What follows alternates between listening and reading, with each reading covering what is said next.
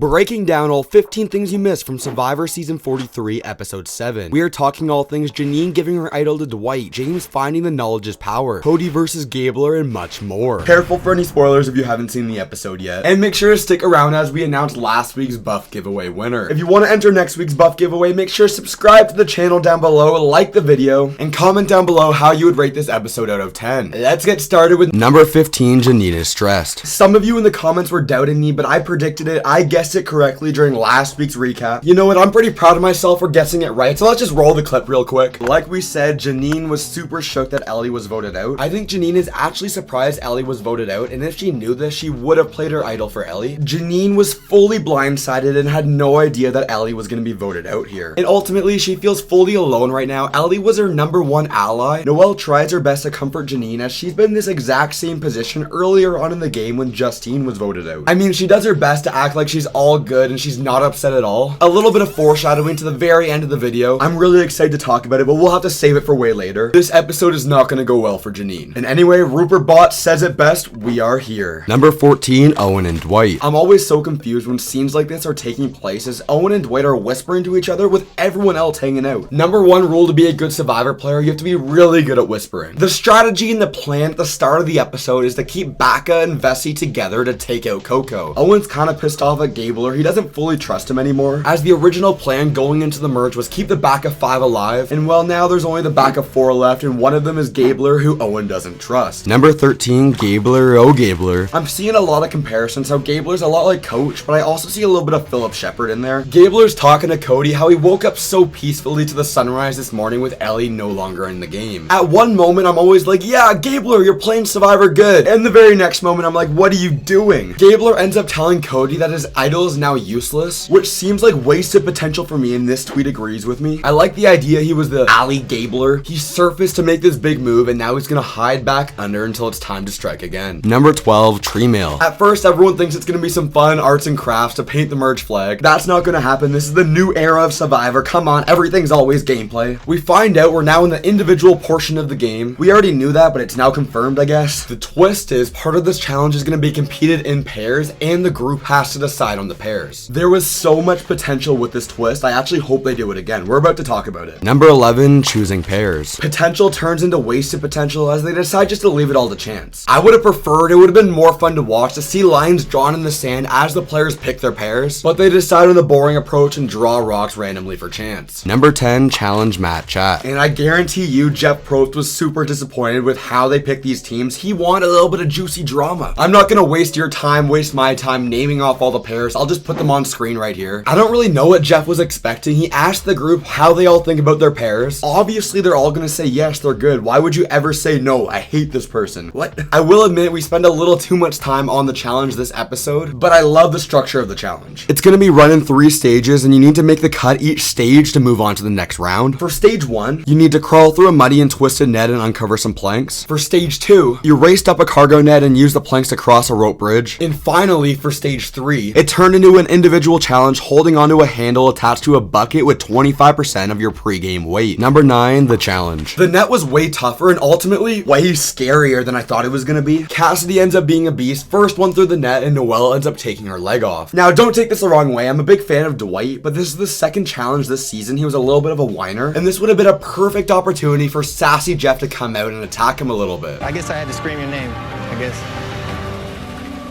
What? Did you call me? I didn't call you.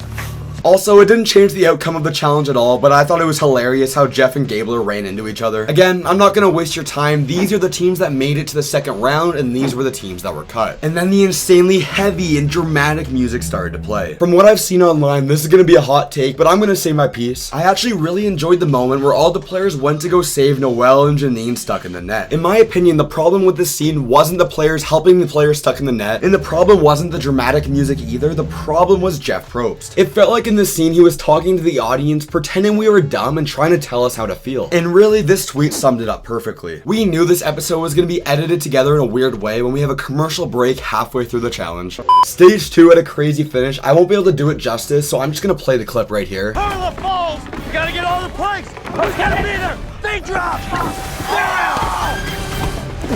Owen and Gabler move on! Going into stage 3 was the reason I love this challenge setup so much. I'm a big fan of these endurance long challenges. Tough it out, how long can you really do it? The problem is standing still, toughening it out for as long as you can doesn't make for the best TV. So a challenge like this is the best of both worlds. You have those crazy dramatic moments throughout the challenge, and then the last round is the endurance portion. I would love to see more challenges like this. Ultimately, these 4 players right here will be competing in the final part of the challenge, but it only came down to Gabler and CODY. And this was really reminiscent of Survivor David versus Goliath, Christian versus Alec during the iconic Immunity Challenge. They ultimately beat the challenge record and Gabler wins. Number 8, Gabler flashback. We get a flashback to Gabler. He says he's playing Survivor for veterans, but also for PTSD victims. And it makes perfect sense why. In the operating room, sometimes things will go wrong, and that can be hard to deal with. This is going to be Gabler's motivation for the rest of the season. We can really feel how much he wants to win this game. I'm just going to leave it out there. Gabler was my preseason winner pick, and I still got faith in the guy. Number 7, strategy talk. I need to go on a rant here. I'll save it for a little bit later in the video, but come on, we really needed a 90-minute episode here. The first plan we're going to see is Baka and Vessi working together. They got 8 people total, so they'll split their votes 4-4 on Ryan and James. Makes sense, James the social player and Ryan the physical player. Number 6, power in this game. We go to the water well with Dwight, Owen, James, and Sammy where they find an advantage clue. The clue states there's some great power hidden under the shelter, and they all decide to leave it until after tribal council. But somehow James is left alone at the shelter and just grabs the advantage anyway, and it ends up being the knowledge is power advantage. Why, Jeff? No.